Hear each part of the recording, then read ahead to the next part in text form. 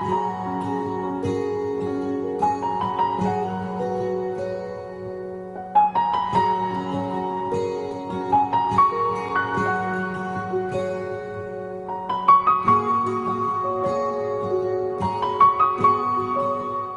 वो सिचुएशन के हिसाब से जब गाना बनाते थे तो वो यकीनन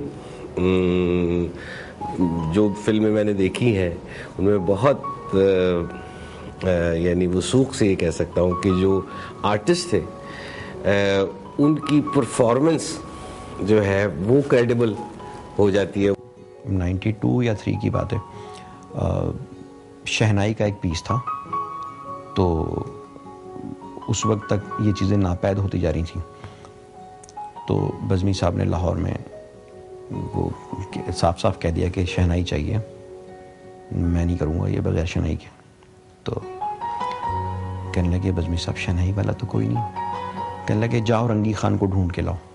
बज़मी साहब को के लिए मौसीकी जो थी वो एक इब्लाग का जरिया थी। डायरेक्टर प्रोड्यूसर उनकी हर मुमकिन जो है वो ख्वाहिश का एहतराम करते थे, उनकी इज़्ज़त करते थे और वो उनकी बात मानते भी थे।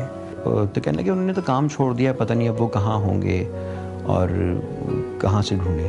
भाई मुझे नहीं पता, रंगी खान को ढूंढो और बोलो बज़मी साहब बुला रहे हैं, मैं यहीं बैठा हूँ। अपने मीडियम पे उनको जितनी कमांड थी और जितना उबूर था, मैं समझता हूँ कि वो बहुत कम लोगों को होता है।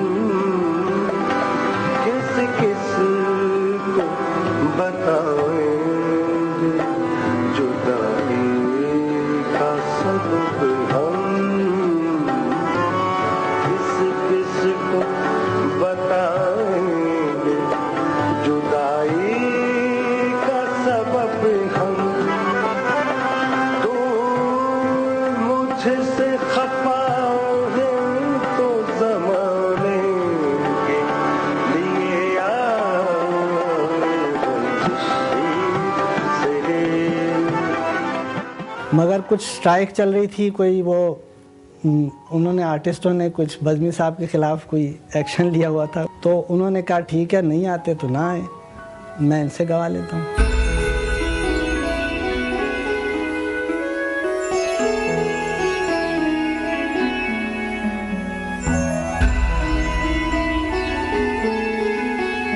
एक ज़माने में उनकी मैडम नूरजहां से किसी बात पर तलखी भी हो गई थी। वो बात क्या थी? एक बहुत बड़ा डिस्प्यूट मैडम के और बज़मी साहब के दरमियान रहा, जिसकी वजह से बज़मी साहब ने इंडस्ट्री छोड़ी। मेरा नहीं ख्याल कि बज़मी साहब के काम में कोई ऐसा वो हुआ। पीटीवी के लिए एक प्रोग्राम था, मौसीक़ार नाम था उस प्रोग्राम का गालिबन। तो रफ़ीक वड़ाइच साहब के प्रोग्राम में इंटरव्यू था और उसमें बज़मी साहब से एक सवाल पूछा गया कि बज़मी साहब ये बताइए कि आप सिंगर की परफॉर्मेंस से जो चीज़ आप चाहते हैं, आप 100% मुतमईन हो जाते हैं कि जी वो डिलीवर कर दिया है उसने? तो बज़मी साहब ने कहा नहीं, मैं 100% कभी भी मुतमईन नहीं होता। शायद इसी तरह की कुछ बातें होंगी जिसकी वजह से उन्होंने लाहौर से यानी कराची आ गए। वो तो मलिका थी, तो 9 रतन भी थे, तो वो 9 रतन जो थे वो कुछ ना कुछ अपने हिसाब से उनको कहते रहते थे कि जी इस बात का इशारा तो वो आप ही की तरफ है।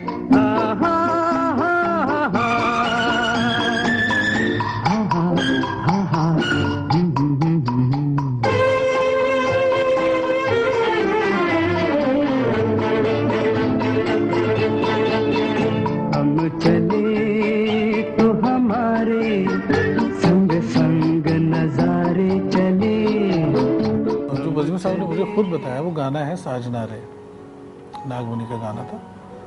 नागमणि में सारे गाने मैडम के हैं। ये गाना उन्होंने जो वजह उन्होंने मुझे बताई कि मैंने क्योंकि इसको ज़रा इसका पिच ऊंचा रखा था और रोना लैला का आवाज़ ज़रा ऊपर की पिच पे अच्छा फरावानी से आता जाता था, तो इसकी रिहर्सल हो चुकी थी, ऑर्केस्ट्रे के साथ रिकॉर्डिंग के लिए तैयार था।